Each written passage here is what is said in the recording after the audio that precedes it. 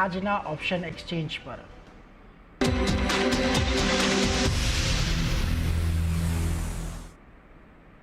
તો જીગરજી આપણી સાથે જોડાયેલા છે. જીગરજી, આજે ખાસ ક્યાં નજર પડી રહી છે ઓપ્શન રણનીતિ માટે?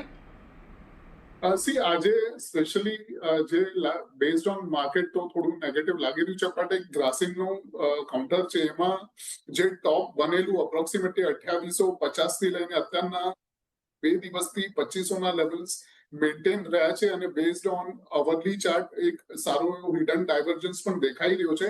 અને આ જે લેવલ્સ જે 2 દિવસથી મેન્ટેન છે 2500 એ એક્ઝેક્ટલી બ્રેકઆઉટ લેવલ છે, એટલે પ્રીવિયસ બ્રેકઆઉટ ઉપર સપોર્ટ પણ લીધો છે. એટલે એક્સપેક્ટેડ છે કે એટલીસ્ટ આમાં ફરીથી આપણને 100 થી 125 પોઈન્ટનું અપસાઇડ જોવા મળી શકે છે ગ્રાસિમની અંદર. એટલે ગ્રાસિમનો જે કોલ રહેશે 2540 નો કોલ બાય કરવાની સલાહ છે. બાઇંગ રેન્જ રહેશે 60 થી 65 ના વચ્ચે, સ્ટોપ લોસ 40 નો અને ટાર્ગેટ 105 નો.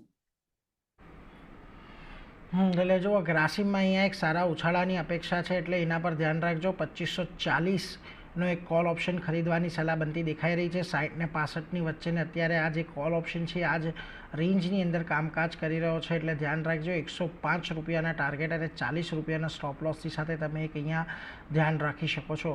આ સિવાય અન્ય કોઈ રણનીતિ છે આજે ઓપ્શનમાં? સેકન્ડ કાઉન્ટર છે એશિયન પેઇન્ટ્સ છે. અગેન એશિયન પેઇન્ટ્સ છેલ્લા ઘણા ટાઈમથી એક સાઇડવેઝ મૂવ પછી ગઈકાલે નીચે ડાઉનસાઇડ જોવા મળી હતી, બટ ઓવરઓલ અગેન સપોર્ટ જે હતો એ અગેન પ્રીવિયસ બ્રેકઆઉટ ઝોન આગળ જ આવી ગયો છે, અને લેવલ્સ હતા 2256 અને કરન્ટલી 2265 ની ઉપર સસ્ટેન થયો છે. અને અવરલી ચાર્ટ ઉપર જે રીતે બિલ્ટઅપ થઈ રહ્યો છે અને હિડન ડાયવર્જન્સ દેખાય છે, એટલે આમાં પણ આપણને એટલીસ્ટ 60-70 પોઈન્ટની અપસાઇડ જોવા મળી શકે છે. એટલે એશિયન પેઇન્ટ્સનો જે કોલ છે 2300 નો એ બાય કરવાની સલાહ છે 30 થી 34 ની રેન્જમાં. સ્ટોપ લોસ 15 નો અને ટાર્ગેટ 60 નો રહેશે. એટલે જો અહીંયા એશિયન પેઇન્ટનો 2300નો કોલ તમે ખરીદદારી કરીને ચાલી શકો છો 30 થી 34ની રેન્જમાં. ખાસ કરીને 15 રૂપિયાનો સ્ટોપ લોસ, 60 રૂપિયાના ટાર્ગેટ માટે અહીંયાથી ખાસ તમે ધ્યાનમાં રાખી શકો છો. એટલે એશિયન પેઇન્ટનો 2300નો અને ગ્રાસિમનો 2540નો કોલ, આ બેના પર તમારે ખાસ ધ્યાન રાખવાનું છે, એટલે એના પર એક નજર રાખતા રહેજો. પરંતુ આગળ